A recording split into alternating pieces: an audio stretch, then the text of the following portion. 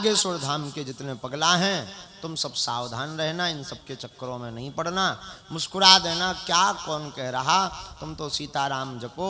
हमारा ध्येय है जब तक हमारे तन में प्राण रहेंगे तब तक हम मानव होकर के मानव के काम आते रहेंगे। ना हम भगवान हैं ना हम गुरु हैं और संत तो हम हैं ही नहीं। ना तो हमने काऊ महात्मा की लंगोटी लई, ना काऊ महात्मा को चमीटा लो, ना काऊ महात्मा की खड़ाऊ लई, तो संत तो हम हैं ही नहीं।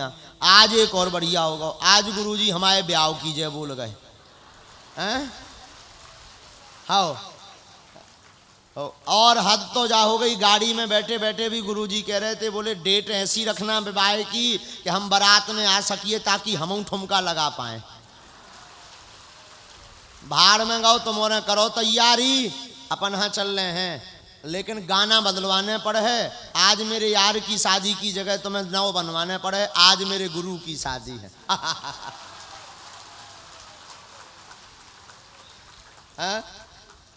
तो ना तो हम भैया संत हैं ना भगवान हैं, हम एक साधारण मानव हैं। मानव होने के नाते पूज्य पाद गुरुदेव भगवान की कृपा से हम जब तक जीवित रहेंगे, देखो भाई यज्ञ से क्या लाभ है, हमारा क्या फायदा हुआ। भौतिक स्थिति में कुछ भी नहीं, पर एक बहुत बड़ा फायदा हुआ यज्ञ के कारण हमें, कि कम से कम हम सनातन के लिए कुछ कर तो पा रहे। दूसरी बात, कोई भी दरबार या गुरु या साधक या सिद्ध होते हैं तो प्रभुता पाए काहे मद नाही, दरबार चलने लगता, भीड़ जुड़ने लगती, तो उनका एक ही ध्येय होता है कि हमारा मठ हमारा मंदिर आगे बढ़े। लेकिन बागेश्वर धाम एक ऐसा मंदिर है जिसके विकास पर कभी बात नहीं होती है, केवल बात होती है तो समाज का हित कैसे हो इस पर बात होती है।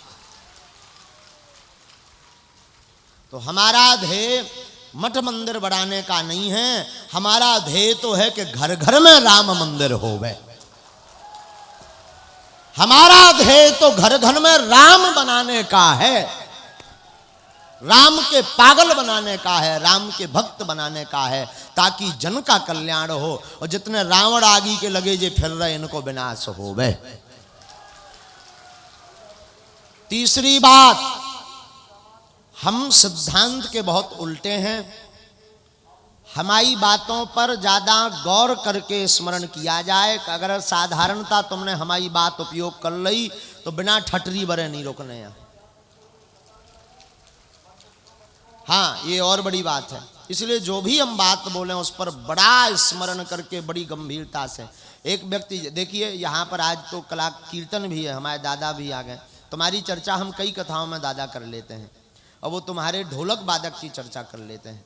हाँ बहुत चर्चा कर, उसका क्या नाम है, सुशील सुरेश, हाँ हमें स्मरण है, सुरेश की चर्चा हम बहुत बार कर लेते हैं। सुरेश बाबू ही आवा हो,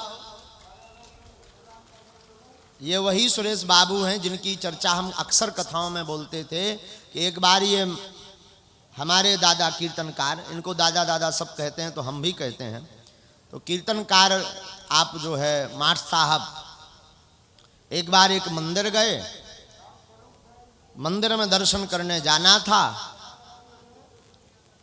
अच्छा मंदिर पर दर्शन करने जाना था तो ये पूरी टीम उतरने लगी, तो उसमें ये सुरेश भी थे, लेकिन सुरेश को दिखाई नहीं देता, जन्मजात इनकी आंखें नहीं हैं, तो सुरेश को आंखों से दिखाई नहीं देता पर मन की आंखों से ये हमेशा देखते हैं। तो वो मंदिर के लिए सब उतरने लगे, तो जो माठ साहब हैं इनके मुखिया लीडर कीर्तनकार, इन्होंने कहा कि भाई सुरेश तुम क्या करोगे, भीड़ ज्यादा है, तुम्हें पकड़ने वाला एक चाहिए, कहाँ तुम्हें हम ले जाएंगे, कहीं खो जाओगे तो आफत हो जाएगी।